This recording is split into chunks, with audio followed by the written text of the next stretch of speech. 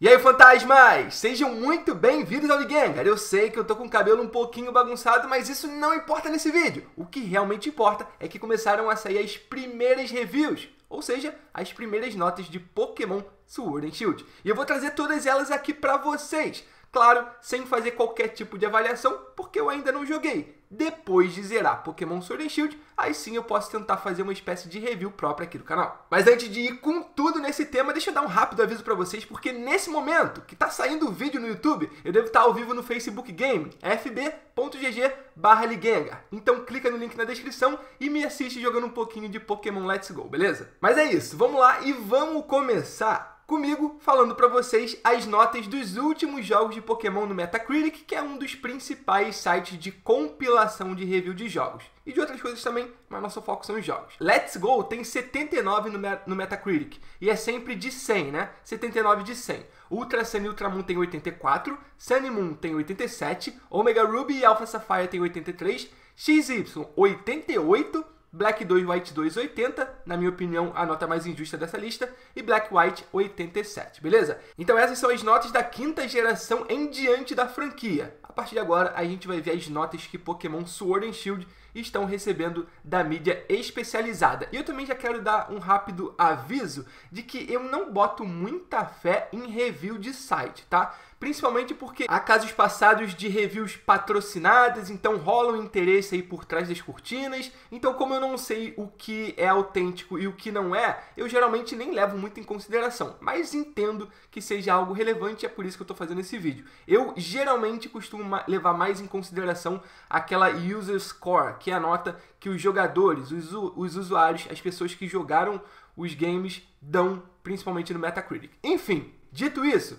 vamos lá. IGN 9.3 de 10 para Pokémon Sword and Shield. O reviewer foi o Casey de Freitas e ele disse que para ele, e ele jogou mais de 40 horas, esses aqui são os melhores jogos de Pokémon da história. E isso ele diz também dizendo que jogou todos. Segundo o Casey de Freitas, ele jogou todos os jogos da franquia e Sword and Shield para ele são os melhores jogos de Pokémon, ainda que ele diga que não exista um jogo perfeito de Pokémon. Então, mesmo para ele, Pokémon Sword and Shield não é perfeito. Seguindo com a nota do GameSpot, 9 de 10. A reviewer foi a Kelly Pledge e ela disse que coletando, batalhando, explorando, Sword and Shield meio que corta o excesso, corta a parte que inchava, digamos assim, um jogo de Pokémon para focar no que realmente importa. E preste atenção nisso porque muita gente falou isso, que os jogos estão, digamos, mais direto ao ponto, focado nesses pilares que fazem os jogos de Pokémon tão cativantes em primeiro lugar, beleza? E aí a GameSpot também faz aquela mecânica de pontos fortes e pontos fracos. São vários os pontos fortes, principalmente a mecânica de raids e as novas outras mecânicas de Gigantamax, Dynamax. E o ponto fraco foi as evoluções dos iniciais para Kelly Pledge. Ela disse que esses são um dos piores trio de iniciais da história da franquia. Bom, é isso. Seguindo com o VG247 e a nota aqui foi 3 de 5. Então, se a gente colocasse num aspecto ou num parâmetro de 10, seria 6/10, né? E o reviewer foi o Alex Donaldson. Ele diz que, de alguma forma, Pokémon Sword and Shield é o jogo mais ambicioso da história da franquia. Só que, por outro lado, é definitivamente um passo atrás. Segundo ele, é um jogo estranho. É assim que ele define Pokémon Sword and Shield, como um jogo estranho. O Alex fala ao longo do seu review que é um jogo um tanto paradoxal. Exatamente por isso que eu acabei de dizer. Ele diz que alguns momentos de Sword and Shield pode parecer um pouco desapontador, se é que existe essa palavra em português, e também algumas partes do mapa parecem inacabadas.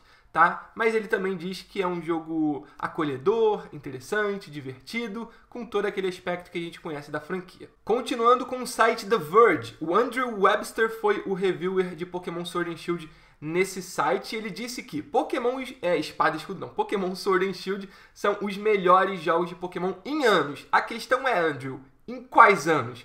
Porque, por exemplo, se ele estiver comparando com desde Ultra Sun e Ultramon e Let's Go, aí eu acho que é meio que uma obrigação, né? Porque são dois jogos de um tanto quanto flopados. Ultra Sun e Ultramon por motivos óbvios, que é quase que uma reciclagem de Sun e Moon, e Let's Go porque é um jogo muito diferente de tudo que a gente já tinha jogado, mecânicas controversas, a batalha muito simplificada, enfim. Pokémon Let's Go não tem a cara de um jogo da série principal, ainda que alguns achem que seja, outros achem que não, enfim, não é uma discussão para esse vídeo aqui. Essa foi a opinião do Andrew Webster do The Verge, que é o melhor jogo de anos em Pokémon. Se a gente começar a comparar com Sun e Moon, os primeiros jogos da 7ª geração, que aí sim, na época foram bem avaliados, aí talvez essa comparação já seja mais difícil de ser feita, mas a gente não sabe com quais jogos o Andrew Webster comparou, ele só disse que é o melhor de anos. De quais anos a gente não sabe.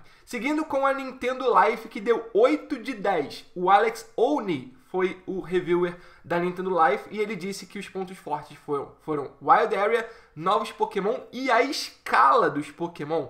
Eu não sei se a escala estava se referindo a justamente o Dynamax e o Gigantamax, que realmente parecem estar gigantescos, ou se ele estava se referindo à escala como um todo, porque a gente já viu em algumas imagens vazadas que a escala dos Pokémon tá bem mais ou menos, hein? O lado negativo para o Alex Oni foi apostar nos Pokémon antigos, então ele meio que daquela vertente que não gosta muito de tanta atenção que a Game Freak e a Pokémon Company dá para Pokémon antigos, e ele disse também alguma coisa sobre rotas serem algo defasado, principalmente as rotas que levam até a Wild Area, ainda que na Wild Area ele tenha gostado e se divertido bastante, tá? Vamos em frente com a Games Radar, que deu 4.5 de 5, ou seja, 9/10. O reviewer aqui foi o Sam Loveridge. Ele disse que os pontos fortes foram visual, gameplay e disse que foi o jogo mais bonito de Pokémon na história. Calma aí também, Sam.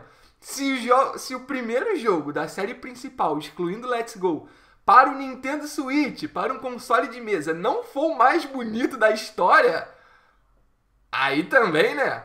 Enfim, ele falou isso, apesar de eu achar algo muito óbvio, tá? O visual e gameplay é bem interessante ver que ele gostou, espero que a gameplay realmente seja interessante. O ponto negativo para ele foi voice acting, não tem dublagem, e isso também não dava para esperar, a gente já sabia que não teria, e gráficos abaixo do Switch. Ou seja, ao mesmo tempo que o Sam fala que é o jogo mais bonito de Pokémon, ele diz que Pokémon Sword and Shield tem gráficos abaixo de outros jogos do Switch. Ou seja, o Zelda Breath of the Wild e outros jogos que são aclamados por ter um gráfico bem interessante, ainda que não seja realista, porque não é a mesma pegada desses jogos da Nintendo.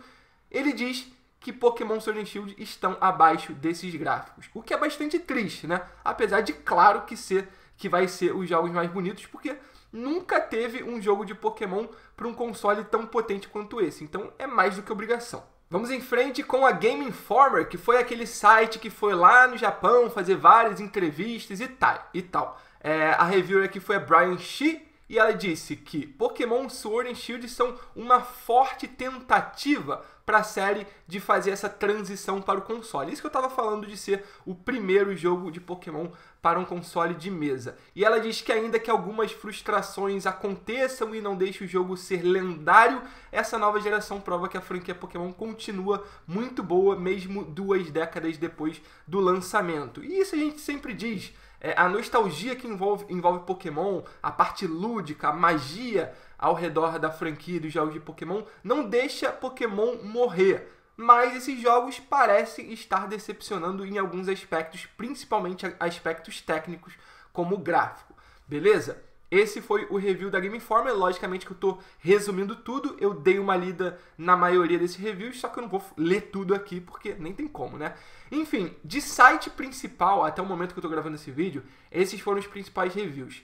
Eu queria falar de um outro review, que é do US Gamer. É um site que não é tão conhecido aqui fora, talvez aqui no Brasil, talvez lá fora ou lá nos Estados Unidos seja mais conhecido, mas no US Gamer teve a frase que eu mais concordei de todos os reviews que eu li. E a reviewer da US Gamer foi a Nadia Oxford. E ela disse, e eu vou traduzir literalmente o que ela falou: honestamente, se eu fosse obrigado a escolher entre uma nova geração de Pokémon, uma experiência real de nova geração de Pokémon, ou nada, nenhum jogo de Pokémon, eu escolheria pegar Pokémon Sword and Shield.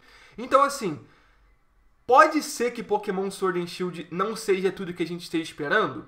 Pode ser, e eu diria até que é provável de ser, mesmo que eu ainda não tenha jogado. Mas entre ter um jogo mais ou menos e não ter nada, eu fico com um jogo mais ou menos. E eu nem sei se eu tô certo em falar isso. Eu acho que talvez seja mais interessante não querer nada, dar mais tempo para eles trabalharem em cima de um jogo de Pokémon. Mas a gente precisa de algo novo, algum frescor na franquia, porque eu não aguento mais jogar 3DS, não aguento mais jogar fazer Shiny Hunt em Pokémon Let's Go. A gente precisava com alguma urgência de um novo jogo de Pokémon para o Nintendo Switch. E a Pokémon Sword and Shield, ainda que não seja inacabado, é o que a gente tem. Eu não queria esperar mais 1 ou 2 anos para um novo jogo de Pokémon. Eu quero ele. Não estou falando que essa posição esteja certa. Acho até que talvez não esteja. Acho que seria mais prudente dar um tempo a mais para eles fazerem um jogo mais bem trabalhado. Só que eu tô aqui na secura. Eu quero jogar Pokémon. E aparentemente o que vai ter é um jogo bem mais ou menos. Eu sei que é só um pré-conceito, eu ainda não joguei, mas os reviews e principalmente essa opinião da Nadia Oxford me tocou bastante e eu já tô me preparando para esse tipo de coisa em Pokémon Sword and Shield. Enfim, para encerrar esse vídeo, vamos entrar agora no Metacritic para ver quanto que tá a nota de Pokémon Sword and Shield para comparar com aquelas que eu falei lá no início do vídeo. Vou até repetir para vocês, caso vocês tenham esquecido. Ó. Let's Go, 79. Ultra Sun e Ultramon, 84. Sun e Moon, 87. Horas, 83. XY, 88. B2W2, 80. E Black and White, 87. São as notas dos jogos desde a 5ª geração da franquia no Metacritic. Pokémon Sword and Shield, no momento do lançamento das reviews, do fim do embargo, saiu com nota 84. Depois eu dei uma olhada e tinha caído para 80 no Metacritic. E agora eu estou vendo aqui que está em 81. Ou seja, 81 bota eles à frente apenas de Let's Go e Black 2, White 2, que como eu já disse lá no início, essa nota de B2W2 pra mim é totalmente injusta. Agora fica atrás de Ultra Sun e Ultramon, Horas, XY e Black and White. Ficar atrás de Ultra Sun e Ultramon, pra mim, seria uma vergonha.